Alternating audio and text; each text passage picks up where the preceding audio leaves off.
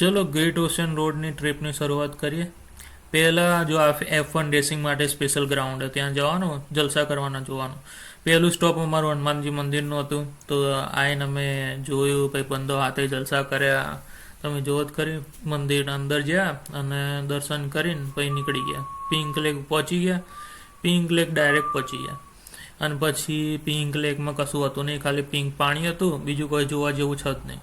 પછી સીધું બહાર નીકળ્યા ગાડી લઈને, સીધી જોઈ પવનચક્કીઓ જબરજસ્ત હતી.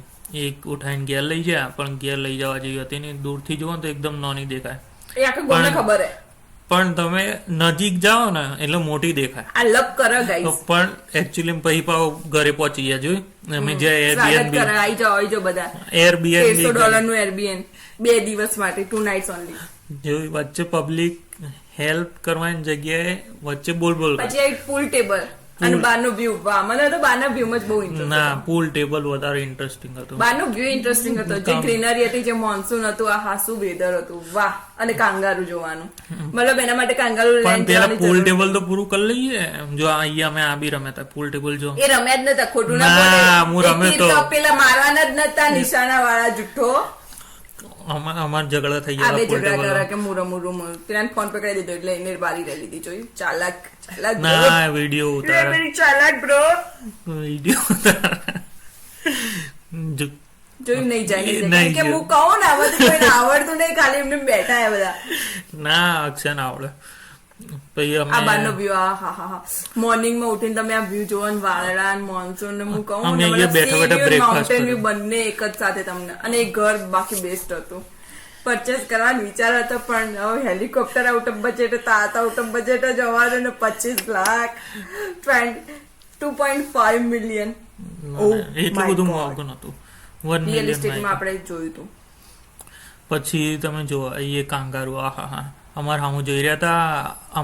અમાર જોડે આપણે એને અડી ના કહીએ, મતલબ આપણે જેમ નજીક જાય એમ ભાગતા જાય. પછી અમે નીકળી જાય ગ્રેટ ઓશિયન માટે. ગ્રેટ ઓશિયન માટે બહુ ચાલવું પડ્યું હતું જવા માટે. પછી જો આ કેટલા 2 પર્વતોની વચ્ચે પાણી રખડે, પણ ગુડ વ્યૂ હતો કમ્પેરેટિવલી. પાણી રખડે ના કહેવાય, વેવ્સ નો અવાજ ને વિન્ડ નો અવાજ, મતલબ એક કોઈ જો પબ્લિક ના હોય ને તો મજા આવી જાય. પબ્લિક પણ એટલી હતી ને, ખાલી ફોટા પડાઈને બધી જતી હતી. બાકી એકલા તમે શાંતિથી આ સાંભળો, શું મતલબ તમને પીસફુલ વ્યૂ મળે ને. હા, મજા પડી જાય. વન ટાઈમ તમારે જવું જોઈએ. મેં કીધેલું helicopter ride, helicopter out of budget હતું, તો અમે ખાલી જોઈ લીધું, બેઠા નતા. પછી રેન પડ્યું તો પછી પ્રોગ્રામ આગળનો કેન્સલ રાખીને ઘરે એન્જોય કરવાનું વિચાર્યું. ઘરે આવીને બાપરે, ભાઈ તમે જોવો ને ભાઈ, એ ફૂલ વોઇસ માં મ્યુઝિક, મતલબ આખું ઘર ધ્રુજતું હશે એ વખતે, હું કહું તો.